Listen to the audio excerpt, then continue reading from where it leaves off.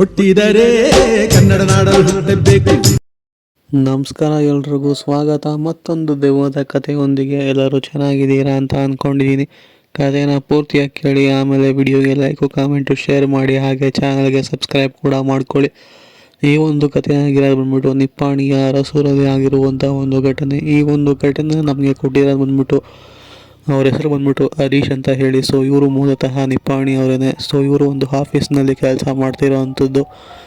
ಇದೇ ಕಾರಣಕ್ಕಾಗಿ office boys ಅಂದರೆ ಆಫೀಸಲ್ಲಿ ಇವ್ರ ಜೊತೆಗೆ ಫ್ರೆಂಡ್ಸ್ ಇರ್ತಾರಲ್ಲ, ಸೊ ಇವರೆಲ್ಲರೂ ಕೂಡ ಒಂದು ಗುಂಪಿರುತ್ತೆ, ಅಂದರೆ ಫ್ರೆಂಡ್ಸ್ ಗ್ರೂಪ್ ಇರುತ್ತೆ. ಸೊ ಇವರೆಲ್ಲರೂ ಕೂಡ ಆಚೆ ಹೋಗಿ, ಅಂದರೆ ನಿಪ್ಪಾಣಿಯಿಂದ ಈ ಒಂದು ಅರಸೂರಲ್ಲಿ ಒಂಥರ ಒಂದು ಸೀನಿಕ್ ಪ್ಲೇಸ್ ಅಂತಲೇ ಹೇಳ್ಬೋದು. ಆ ಒಂದು ಲೊಕೇಶನ್ಗೆ ಹೋಗ್ಬಿಟ್ಟು ಸ್ವಲ್ಪ ಅಲ್ಲೇ ಹಾಲ್ಟ್ ಆಗಿ ಒಂದಿನ ಅಲ್ಲೇ ಟೆಂಟ್ ಹಾಕಿ ಅಲ್ಲೇ ಒಂದು ಸ್ವಲ್ಪ ಮಲಗಿದ್ದು, ಕೊನೆಗೆ ಬೆಳಗ್ಗೆ ಎದ್ದು ಬರೋಣ ಅಂತ ಹೇಳಿ ಪ್ಲ್ಯಾನ್ ಮಾಡಿಕೊಂಡು ಹೋಗಿರ್ತಾರೆ. ನಿಪ್ಪಾಣಿಯಿಂದ ಅರಸೂರಿಗೆ ಹೋಗಿರೋ ಅಂಥದ್ದು. ಸೊ ಈ ಒಂದು ನಿಪ್ಪಾಣಿಯಿಂದ ಅರಸೂರು ಏನಿದೆಯಲ್ಲ, ಸ್ವಲ್ಪ ದೂರ ಅಂತಲೇ ಹೇಳ್ಬೋದು. 40-45 ಕಿಲೋಮೀಟ್ರ್ ಇರ್ಬೋದೇನೋ. ಸೊ ಆದ ಕಾರಣ ಎಲ್ಲರೂ ಕೂಡ ನೈಟ್ ಕ್ಯಾಂಪಿಂಗ್ ಮಾಡೋಣ ಅಂತ ಹೇಳಿ ಹರೀಶ್ ಮತ್ತು ಅವರ ಸ್ನೇಹಿತರು ಸುಮಾರು ಒಂದು 6 ಜನ ಇರ್ಬೋದೇನೋ. ಅಂದರೆ ಒಂದು ಟೆಂಟಲ್ಲಿ 3 ಜನ ಮಲ್ಕೊಳ್ಳೋ ಥರ 2 ಟೆಂಟ್ನ ತೊಗೊಂಡು ಗಾಡಿಯಲ್ಲಿ ಹೋಗಿರ್ತಾರೆ. ಹೋಗಿರೋದು ಬಂದ್ಬಿಟ್ಟು 3 ಗಾಡಿಯಲ್ಲಿ. ನೀವು ಒಂದು ಗಾಡಿಯಲ್ಲಿ ಇಬ್ಬರು ಕೂತ್ಕೊಂಡು 3 ಗಾಡಿಯಲ್ಲಿ ಹೋಗಿರ್ತಾರೆ, 2 ವೀಲರಲ್ಲಿನೇ. ಸೊ ಇವರು ಕೂಡ ಹೋಗಿ ಅಲ್ಲಿ ನಾನ್ ವೆಜ್ ಐಟಮ್ಸು, ಆಮೇಲೆ ಕುಡಿಯೋದಕ್ಕೆ ಬೇಕಾದಂತಹ ಎಣ್ಣೆ ಎಲ್ಲನೂ ಕೂಡ ತೊಗೊಂಡು ಹೋಗಿರ್ತಾರೆ. ಎಂಜಾಯ್ಮೆಂಟ್ ಮಾಡ್ಕೊಂಬರೋಣ ಅಂತ ಹೇಳಿ ಹೋಗಿರ್ತಾರೆ. ಬಟ್ ಇವರು ಹೋದಂತಹ ದಿನ ಬಂದು ಸರಿ ಇರಲಿಲ್ಲ. ಬಿಕಾಸ್ ಅದು ಅಮಾವಾಸ್ಯೆಯ ದಿನ ಆಗಿತ್ತು. ಸೊ ಇವರು ಮನೆಯಲ್ಲೂ ಕೂಡ ಹೇಳಿರೋದಿಲ್ಲ, ಯಾವ ಒಂದು ಸ್ನೇಹಿತರು ಕೂಡ ಮನೇಲಿ ಹೇಳಿರೋದಿಲ್ಲ ಈ ಥರ ಆಚೆ ಹೋಗ್ತಾ ಇದ್ದೀವಿ ಅಂತ. ಸೊ ಯಾವುದೋ ಕೆಲಸ ಇದೆ, ಆದ್ದರಿಂದ ಬರೋದಕ್ಕಾಗಲ್ಲ ಅಂತ ಹೇಳಿ ಎಲ್ಲರೂ ಕೂಡ ಮನೆಯಿಂದ ಆಚೆ ಹೇಳಿ ಬಂದಿರೋವಂಥದ್ದು. ಸೊ ಅದೇ ಕಾರಣಕ್ಕೆ ಎಲ್ಲರೂ ಕೂಡ ಅಮಾವಾಸ್ಯೆ ದಿನವೇ ಹೋಗಿ ಅಲ್ಲಿ ಒಂದು ಸೀನಿಕ್ ಪ್ಲೇಸ್ ಇದೆ ಅಂತ ಹೇಳಿದ್ನಲ್ಲ. ಸೊ ಈ ಒಂದು ಅರಸೂರಲ್ಲಿ ಒಂಥರ ಚೆನ್ನಾಗಿರುವಂಥ ಜಾಗ, ಒಂದು ನೀರು ಮತ್ತು ಹಿಂದೆಗಡೆ ಒಂದು ತೋಟಗಳು, ಮಧ್ಯದಲ್ಲಿ ಒಂಥರ ಬೀಚ್ ಫೀಲ್ ಕೊಡುವಂತಹ ಜಾಗ ಅಂತಂದರೆ ಹೇಳ್ಬೋದು. ಆ ಥರ ಒಂದು ಕಾಣಿಸ್ಕೊಳ್ಳುತ್ತೆ. ಆಮೇಲೆ ನದಿನೋ ಅದಾದಮೇಲೆ ಹಿಂದೆಗಡೆ ಮರಗಳಾಗಿರ್ಬೋದು, ಒಂಥರ ಗ್ರೌಂಡ್ ಥರ ಫೀಲ್ ಕೊಡುವಂಥದ್ದು. ಮುಂದೆಗಡೆ ಹರಿಯೋ ನೀರು, ಹಿಂದೆಗಡೆ ಮರಗಳು, ಮಧ್ಯದಲ್ಲಿ ಗ್ರೌಂಡು. ಸೊ ಅಲ್ಲೇನೇ ಅವ್ರು ತಂದಂತಹ ಗಾಡಿಗಳನ್ನ ನಿಲ್ಲಿಸ್ಬಿಟ್ಟು ನಂತರ ತಂದಂತಹ ಐಟಮ್ಗಳನ್ನ ಕುಕ್ ಮಾಡೋದಕ್ಕೆ ಶುರು ಮಾಡ್ತಾರೆ. ಸೊ ಹಾಗೇ ಅಡುಗೆ ಮಾಡೋದಕ್ಕೆ ಶುರು ಮಾಡ್ತಾ ಸೊ ಎಲ್ಲನೂ ಕೂಡ ಅಡುಗೆ ಮಾಡಿ ಮುಗಿಸ್ಬಿಟ್ಟು ನಂತರ ಫೈರ್ ಕ್ಯಾಂಪ್ನ ಹಾಕ್ಕೊಂಡು ನಂತರ ಎಲ್ಲ ರೆಡಿಯಾಗಿದೆ ಅಡುಗೆನ ತೊಗೊಂಬಂದು ಜೋಡಿಸ್ಕೊತಾ ಹೋಗ್ತಾರೆ.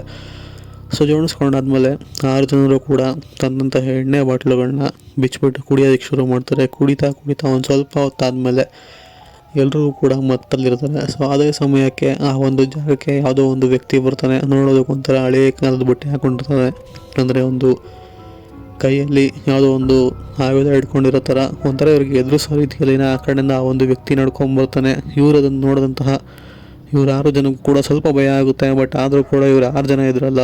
ಸೊ ಎಲ್ಲರೂ ಕೂಡ ಆ ಒಂದು ವ್ಯಕ್ತಿಗೆ ಜೋರು ಮಾಡೋದಕ್ಕೆ ಶುರು ಮಾಡ್ತಾರೆ. ನಂತರ ಆ ಒಂದು ವ್ಯಕ್ತಿ ಹೇಳ್ತಾನೆ, ನೀವು ಯಾಕೆ ಈ ಸಮಯಕ್ಕೆ ಇದೆಲ್ಲ ಬಂದರೆ, ಇಲ್ಲೆಲ್ಲ ತಪ್ಪು, ಇವೆಲ್ಲ ಮಾಡಬಾರ್ದು ಅಂತ ಹೇಳಿ ಈಗ ಒಂದು ಹರೀಶ್ ಮತ್ತು ಅವರ ಸ್ನೇಹಿತರಿಗೆ ಹೇಳೋದಕ್ಕೆ ಶುರು ಮಾಡ್ತಾನೆ. ಅದಕ್ಕೆ ಇವರು ಕೂಡ ವಾಪಸ್ ಬೈಯೋದಕ್ಕೆ ಶುರು ಮಾಡ್ತಾರೆ. ಇವೆಲ್ಲ ನಮ್ಮಿಷ್ಟ, ನೀನು ಯಾರು ಕೇಳೋದಕ್ಕೆ, ಹಂಗೆ ಹಿಂಗೆ ಅಂತೆಲ್ಲ ಬೈತಾರೆ. ಬಿಕಾಸ್ ಇವರೆಲ್ಲರೂ ಕೂಡ ಕೊಡ್ತಿದ್ರಲ್ಲ. ಸೊ ಆದ ಕಾರಣ ಎಲ್ಲರೂ ಕೂಡ ಒಂಥರ ಒಂದು ವ್ಯಕ್ತಿಗೆ ಜೋರು ಮಾಡೋದಕ್ಕೆ ಶುರು ಮಾಡ್ತಾರೆ.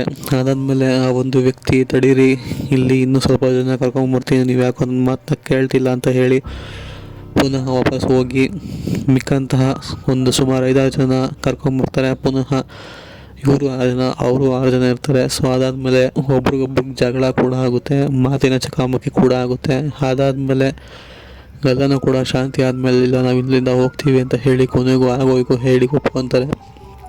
ಸೊ ಅಲ್ಲಿಂದ ಹೊರಡಬೇಕಾದ್ರೆ, ಸೊ ಅಲ್ಲಿ ಬಂದಿದ್ರಲ್ಲ 6 ಜನ, ಸೊ ಅವರು ಒಂದು ಸತ್ಯನ ಬಿಡ್ತಾರೆ. ಹೀಗೆ ನಿಮ್ಮ ಥರ ಪಾರ್ಟಿ ಮಾಡಬೇಕು ಅಂತ ಇಲ್ಲಿ ಬಂದಿದ್ದರು ಇಬ್ಬರು ವ್ಯಕ್ತಿ. ಮುಂದೆ ಹರಿಯೋ ನೀರಿದೆ, ಹಿಂದೆಗಡೆ ಮರ ಇದೆ, ಚೆನ್ನಾಗಿರುತ್ತೆ ಇಲ್ಲಿ ಪಾರ್ಟಿ ಮಾಡೋದಕ್ಕೆ ಅಂತ ಅಂದ್ಕೊಂಡ್ಬಂದಿದ್ದರು. ಬಟ್ ಅವರ ದುರದೃಷ್ಟಕ್ಕೆ ಆ ಒಂದು ನೀರಿಂದ ಯಾವುದೋ ಒಂಥರ ವಿಚಿತ್ರವಾಗಿರೋ ಪ್ರಾಣಿನೋ ಮನುಷ್ಯನೋ ಗೊತ್ತಿಲ್ಲ, ಎರಡೂ ಒಂಥರ ವಿಚಿತ್ರವಾಗಿರೋ ಅಂಥದ್ದು ನೀರೊಳಗಡೆನೇ ಎದ್ದು ಬಂದು, ಸೊ ಅವರಿಬ್ಬರೂ ಕೂಡ ನೀರೊಳಗಡೆ ಎಳ್ಕೊಂಡಿರುವಂಥದ್ದು. ಸೊ ಇದು ಸತ್ಯ ಆಗಿರುವಂತಹ ಒಂದು ಘಟನೆ. ಸೊ ನಿಮಗೂ ಇಲ್ಲಿ ಯಾವ್ದಾರು ಆಗುತ್ತೆ ಅಂತ ನಾವು ಒಂದು ಕನಸಿನಿಂದ ಹೇಳ್ತಿದ್ದೀವಿ ಅಷ್ಟೇ. ನಮಗಿಲ್ಲೇನು ಯಾರಿಂದನೂ ಕೂಡ ಏನೂ ಆಗಬೇಕಾಗಿಲ್ಲ. ಬರೋದಾದ್ರೆ ನೀವು ಬೆಳಗ್ಗೆ ಬೆಳಕಿರ್ಬೇಕಾದ್ರೆ ಬನ್ನಿ, ಅದು ಕೂಡ ಇವತ್ತು ಅಮಾವಾಸ್ಯೆ ದಿನ ಬಂದಿದ್ದೀರಾ. ಸೊ ಇದೇ ಥರನೇ ಆ ಒಂದು ಇಬ್ಬರು ವ್ಯಕ್ತಿಗಳು ಕೂಡ ಅಮಾವಾಸ್ಯೆ ದಿವಸನೇ ಬಂದಿದ್ದರು ಇಲ್ಲಿ. ಅವರು ಕೂಡ ನಿಮ್ಮ ಥರನೇ ಎಲ್ಲನೂ ಕೂಡ ಎಣ್ಣೆ ಹೊಡಿತಿದ್ರು. ಸೊ ನಾವು ಕೂಡ ಸರಿ ಬಿಡು ಅಂತ ಹೇಳಿ ದೂರದಲ್ಲೇ ಕೂತ್ಕೊಂಡು ನೋಡ್ತಾನೆ ಇದ್ವಿ. ಸೊ ಮನೆಯಿಂದ ನಮಗೆ ಕಾಣಿಸುತ್ತೆ ಇದ್ದಕ್ಕಿದ್ದಂಗೆ ನೀರೊಳಗಡೆಯಿಂದ ಯಾವುದೋ ಒಂದು ಆಕೃತಿ ಅಂತಲೇ ಹೇಳ್ಬೋದು, ತುಂಬಾ ಹತ್ರ ಇತ್ತು.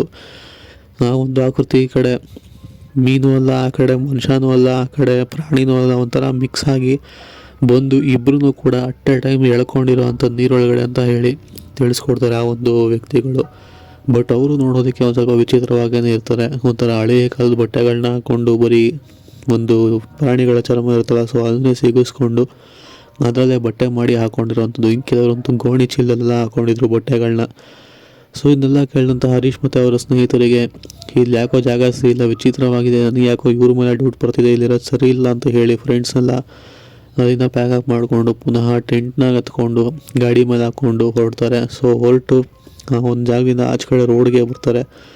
ರೋಡಿಗೆ ಬಂದು ನೋಡಿದ್ಮೇಲೆ ಎಷ್ಟೋ ಹೊತ್ತು ರೋಡಲ್ಲೇ ಕಾಯ್ತಾರೆ, ತಡೀರಿ ಅವ್ರು ಬರಲಿ, ಅವ್ರು 6 ಜನ ಬಂದಿದ್ರಲ್ಲ, ಸೊ ಅವ್ರು ಬರಲಿ ಅಂತ ಹೇಳಿ ಕಾಯ್ತಾರೆ. ಇವ್ರು ಎಷ್ಟೊತ್ತಿಗಾದರೂ ಕೂಡ ಆ ಒಂದು 6 ಜನ ವ್ಯಕ್ತಿ ಇದ್ದಾರಲ್ಲ, ಸೊ ಅವ್ರು ಆಚೆ ಕಡೆನೇ ಬರೋದಿಲ್ಲ. ಅದಾದಮೇಲೆ ಇವ್ರ ಸ್ನೇಹಿತರು ಜೋರಾಗಿ ಕೂಗಾಗ್ತಾರೆ, ಎಲ್ಲಿ ನೀವು ಆಚೆ ಕಡೆ ಬನ್ನಿ ಅಂತ. ಬಟ್ ಆ ಕಡೆಯಿಂದ ಯಾವುದೇ ಥರ ರೆಸ್ಪಾನ್ಸ್ ಇವ್ರಿಗೆ ಸಿಗೋದಿಲ್ಲ. ಸರಿ ಇಲ್ಲಿ ಯಾಕೋ ಸರಿ ಇಲ್ಲ ಅಂತ ಹೇಳಿ ಇವ್ರು ಕೂಡ ಒಪ್ಕೊಂಡು ಅಲ್ಲಿಂದ ಹೋಗೋಣ ಬಿಡು, ತಮಗೆ ಯಾಕೆ ಇವೆಲ್ಲ ಅಂತ ಹೇಳಿ ಅಲ್ಲಿಂದ ಹೊರಟು ಬಂದಿರೋವಂಥದ್ದು. ಸೊ ಇದು ಈ ಒಂದು ಹರೀಶ್ ಎಂಬುವವರ ಜೀವನದಲ್ಲಿ ಆಗಿರುವಂತಹ ಒಂದು ಸತ್ಯ ಘಟನೆ ನಮಗೆ ತಿಳಿಸ್ಕೊಟ್ಟಿರುವಂಥದ್ದು. ಸೊ ಕಥೆ ಇಷ್ಟ ಆಗಿದೆ ಅಂತ ಅಂದ್ಕೊಂಡಿದ್ದೀನಿ. ಇಷ್ಟ ಆಗಿದ್ದರೆ ವಿಡಿಯೋ ಒಂದು ಲೈಕ್ ಮಾಡ್ಕೊಳ್ಳಿ. ಹಾಗೆ ಇನ್ನೂ ಚಾನಲ್ಗೆ ಯಾರು ಸಬ್ಸ್ಕ್ರೈಬ್ ಆಗಿಲ್ಲ ಸಬ್ಸ್ಕ್ರೈಬ್ ಮಾಡ್ಕೊಳ್ಳಿ. ಹಾಗೆ ನಿಮ್ಮ ಫ್ರೆಂಡ್ಸ್ಗೆಲ್ಲ ಶೇರ್ ಮಾಡಿ, ಅವ್ರ ಕಥೆ ಸಬ್ಸ್ಕ್ರೈಬ್ ಮಾಡಿಸಿ. ಸಿಗೋಣ ಮತ್ತೊಂದು ಹೊಸ ಕಥೆಯೊಂದಿಗೆ. ಅಲ್ಲಿವರೆಗೂ take care, good bye friends.